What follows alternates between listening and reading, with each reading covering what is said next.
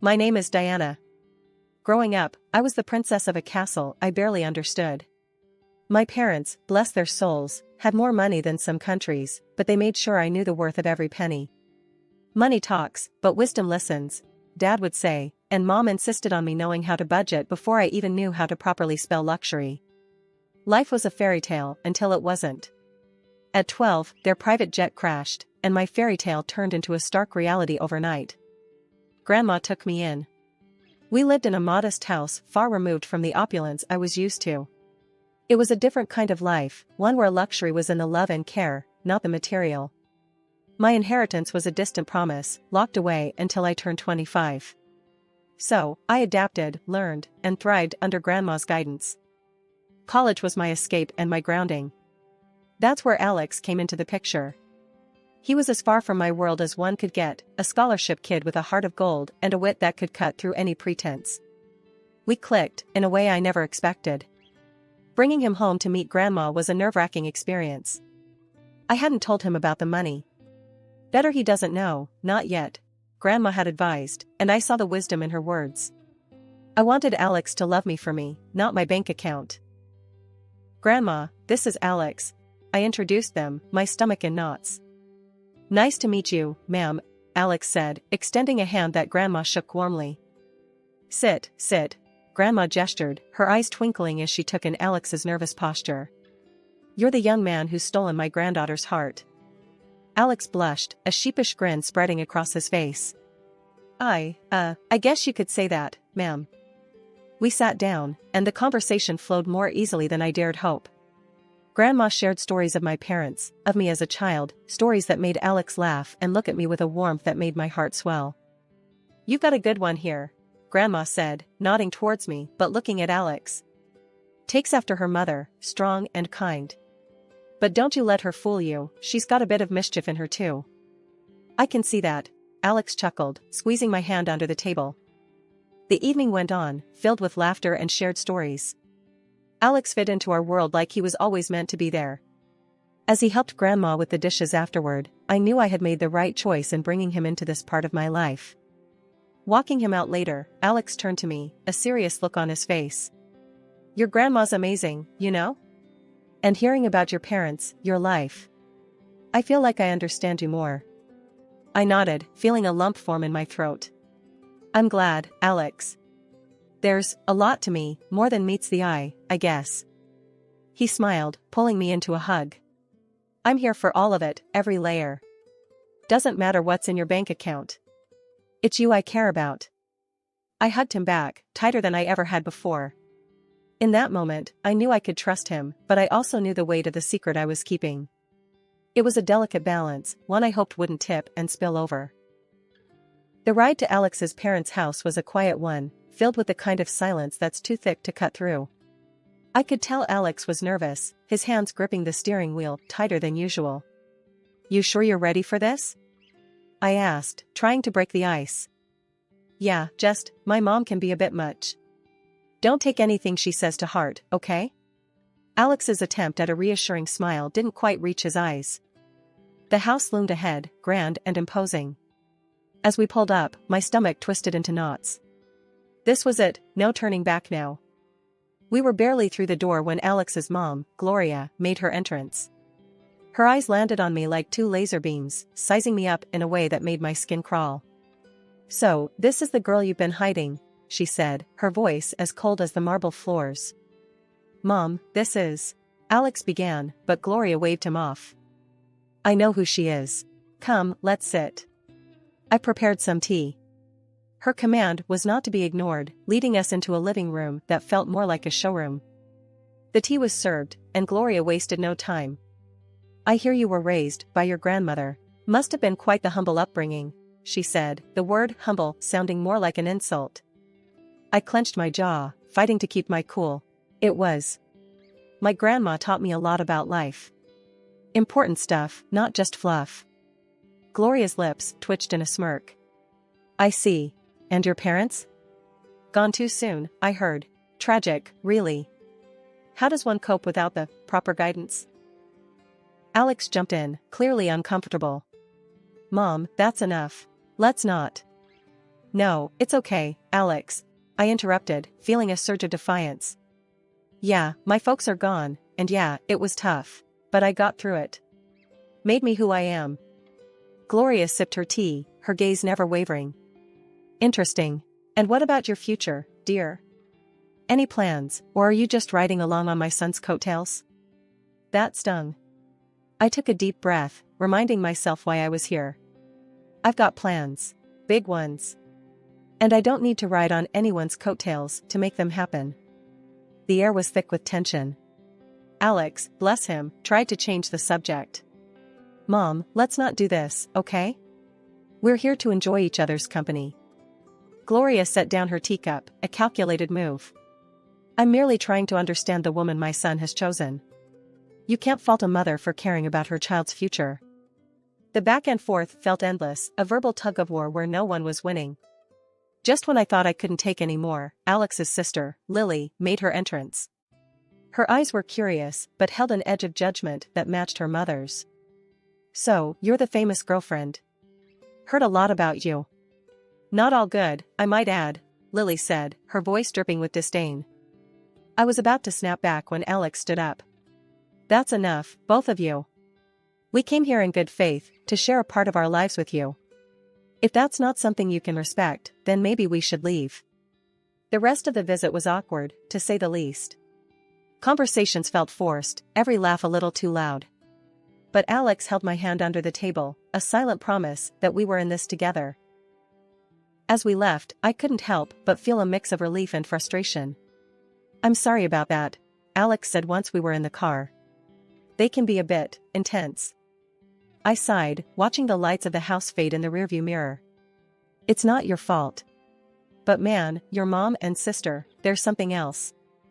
Alex chuckled, a sad sort of sound. Yeah, they are. But hey, we survived, right? Survived and stronger. I agreed, leaning my head against the window. The night sky was clear, the stars shining bright. Maybe it was a sign. No matter how tough things got, there'd always be a way through. The warning came swift and sharp, like a slap to the face, at our next awkward family meetup. Gloria, my future mother-in-law, didn't waste any time laying down the law. If you two are serious about getting married, we're getting a prenup signed, she declared, her eyes drilling into me as if daring me to object. I kept my cool, shrugged, and let out a low, fine by me. I'm not after your son's money. Alex looked like he wanted to crawl into a hole and disappear. Once we were out of there, he was all apologies and promises. My mom won't get in our way, I promise. We'll be happy, he said, his eyes pleading for me to believe him. The wedding planning sailed smoothly enough, but the big day itself? That's when the storm hit. Lily, the sister-in-law-to-be, got sloshed beyond belief and decided it was showtime. In the middle of our reception, she staggered up, glass in hand, and slurred out accusations loud enough for the back row to hear. This one's a gold digger. Doesn't know the first thing about our kind of life. Illiterate, trying to snag my brother's cash. After that, there were other antics, molesting guests, and other things that are not customary to talk about in decent society. I felt my face flush hot with anger and humiliation. Without a second thought, I pulled out my phone and called the cops. This drama needed an audience, and I wasn't about to let Lily's performance go unchecked. The aftermath was a hurricane of accusations and threats. Gloria vowed revenge for the disgrace I'd brought upon their family.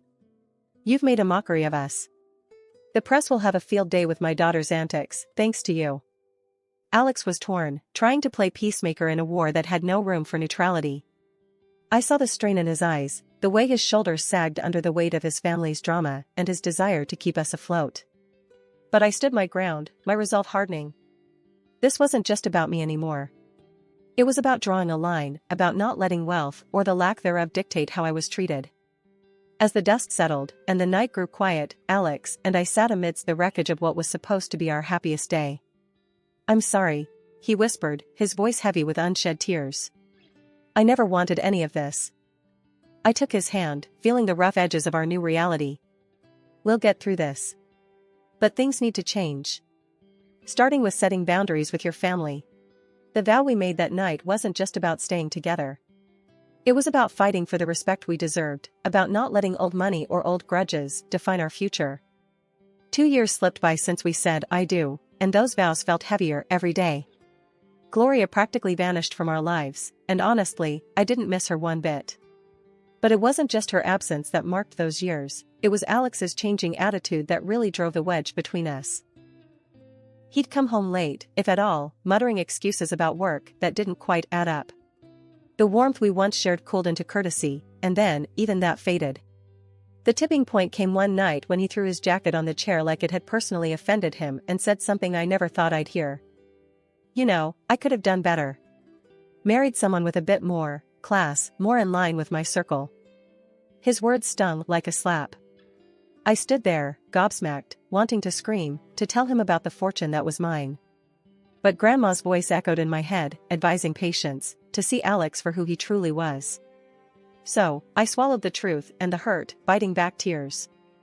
I thought maybe, just maybe, if we had a child, it might bridge the gap between us, remind him of the love that brought us together. "Alex, don't you think it's time we thought about having a baby? It could bring us closer," I ventured one evening, hoping to spark something of the man I fell in love with. His reaction was like a cold shower. "A baby? Now? Don't be ridiculous. We're not ready for that. Not by a long shot." That conversation shut me down. It wasn't just the refusal, it was the disdain, the way he made it clear that what I wanted, what I thought could save us, was nothing but a foolish fantasy. Days turned into weeks, and those weeks into months of silence, of living side by side but not together. Each rude remark, every late night, added another brick to the wall between us. I confided in Grandma, poured my heart out over cups of tea that had gone cold before I could finish them. "He's not the man I married, Grandma. I don't know if he ever was." She listened, her eyes sad but understanding. "You can't make someone be who you want them to be, darling. Sometimes, we see what we want to see, until we can't ignore the truth any longer."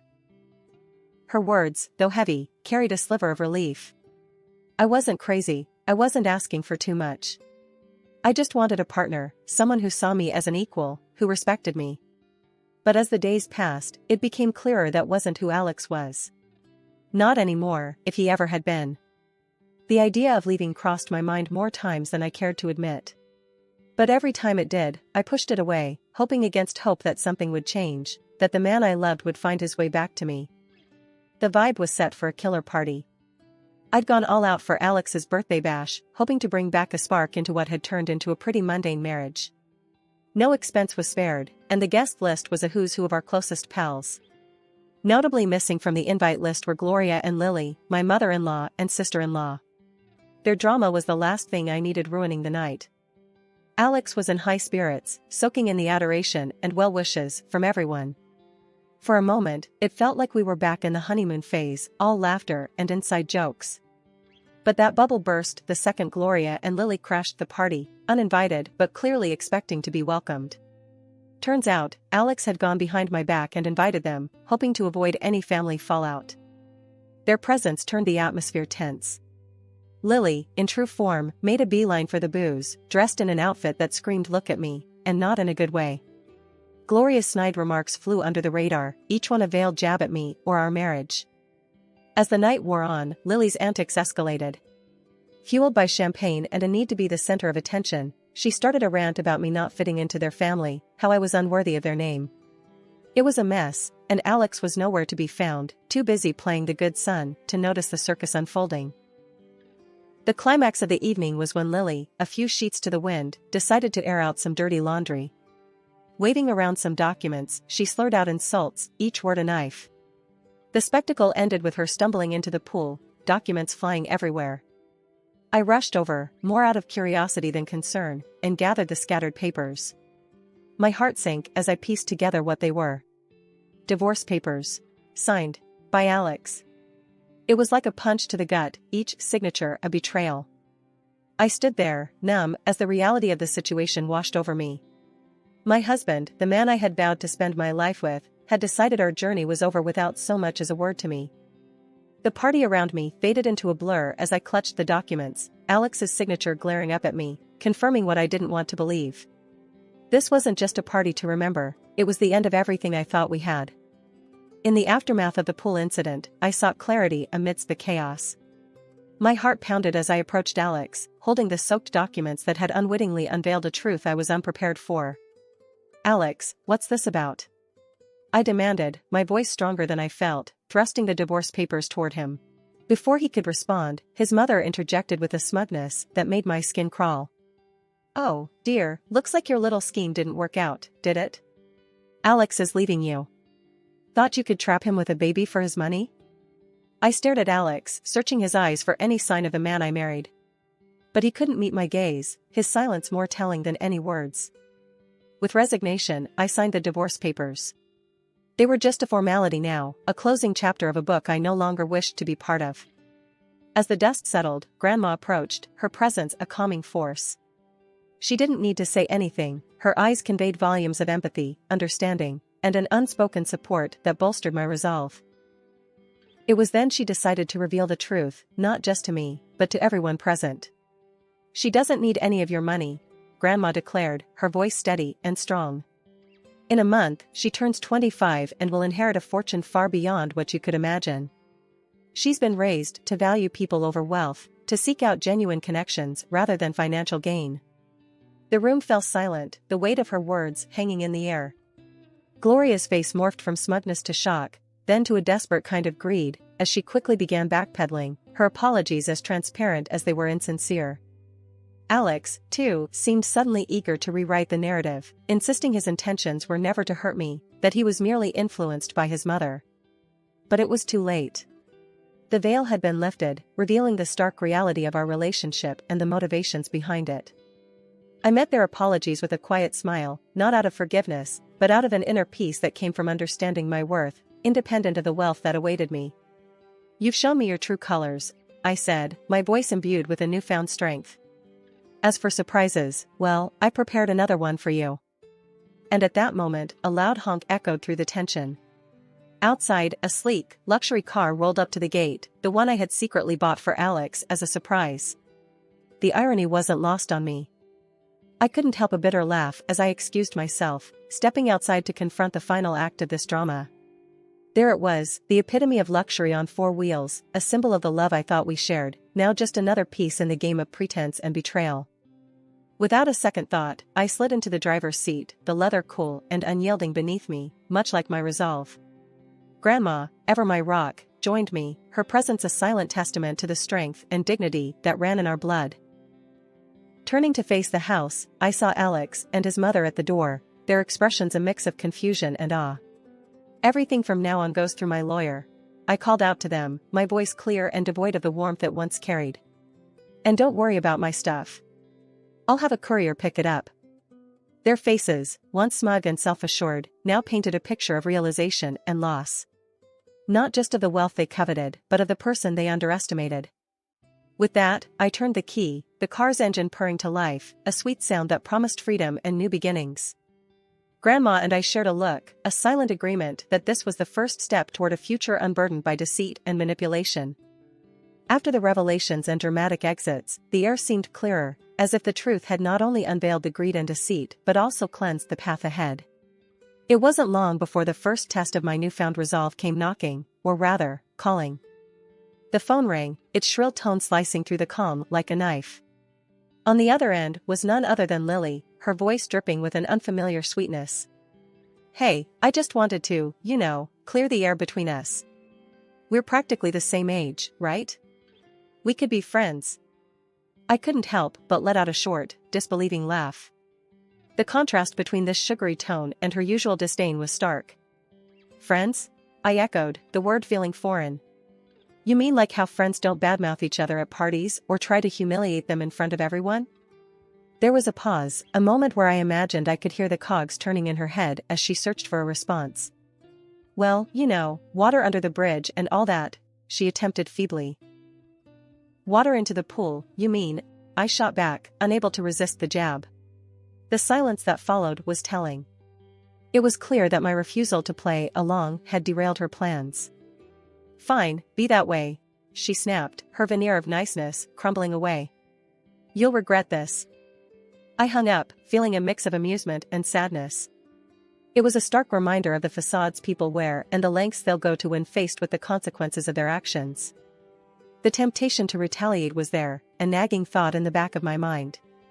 I posted a video on social media of her falling into the pool. It went viral like wildfire. Within an hour, 1,000 people had liked it. My sister-in-law was internet famous. She tried to call me, demanding I take it down, but I just blocked her. I'm done with her fake sweetness and her nasty attitude.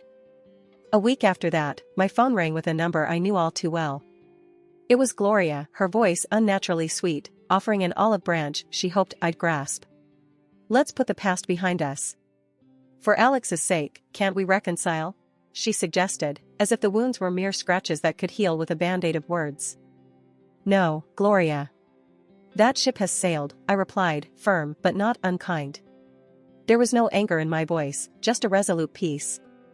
I wish Alex well, but our paths are diverging. I'm looking forward, not back. Not long after, Alex made his own attempts at a reunion.